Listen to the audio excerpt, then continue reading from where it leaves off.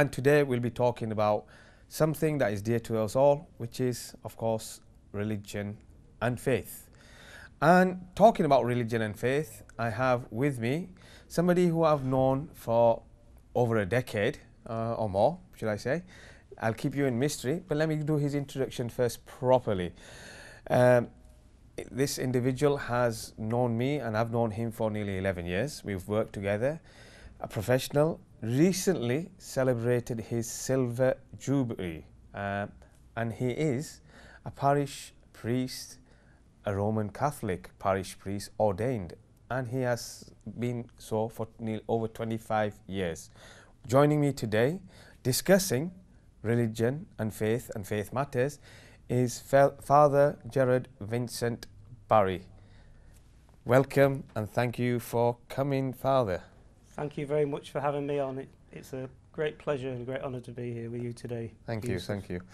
Let me give a bit of background in terms of, for our viewers, we'll be obviously talking about religion and your speciality and your knowledge in terms of interfaith matters, as well as particularly the Christian faith. Now, you've worn many hats as such, being a traveller's chaplain, worked in prisons, worked in hospitals, currently looking after several churches, I believe. I have three churches. Three churches in the Blackburn area, working in the midst of Asians, Muslims as well in Blackburn. 3 mosques around my church where I live, and several other mosques in my parishes. Yeah. Wow, there you go. So you're well versed with these things. I mean, Father Jed, if I may call you that. We've known each other for a long time, and we've had many discussions, many talks, shared many conversations, be it about Manchester United. Best team in the world. Not so much at the moment. But anyway. Or be it about, faith matters. For our viewers at home today, the biggest question they'll be wanting to know, and surely a lot of Muslims won't know the difference.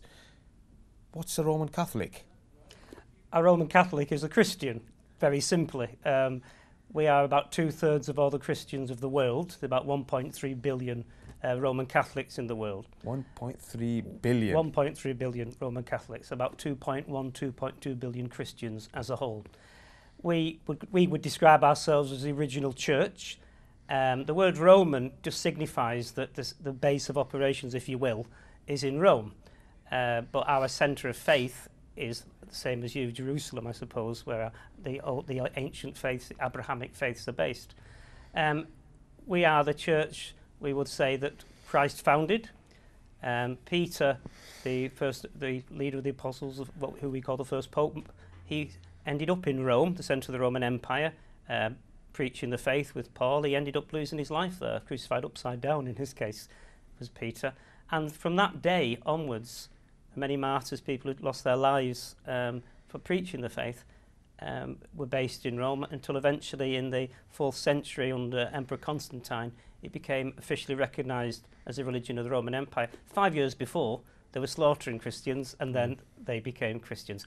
And that's why the word Roman is used. The word Catholic is used because in the Bible times, Christianity was first defined as Christianity in a place called Antioch. And not long after that, the word Catholic was first used. And Catholic just means universal. All Christians use the phrase Catholic of themselves. Roman Catholic is just to define us as being those in union with the Pope in Rome, who we say is the successor of St. Peter, the first head apostle. There you go, potted history. Potted history. Yeah. And I must add, you are a walking, talking encyclopedia. For the number of years I've known you, I've always questioned you on these sort of facts and stats. But before we go for a short break, I say a quick short break, we're talking with Father Gerard Vincent Barry, expert on his part of Christianity and Roman Catholicism. Don't go anywhere. We'll be back very shortly. We're just going for a short break, and then we'll talk about the differences and the commonalities. See you soon after the break.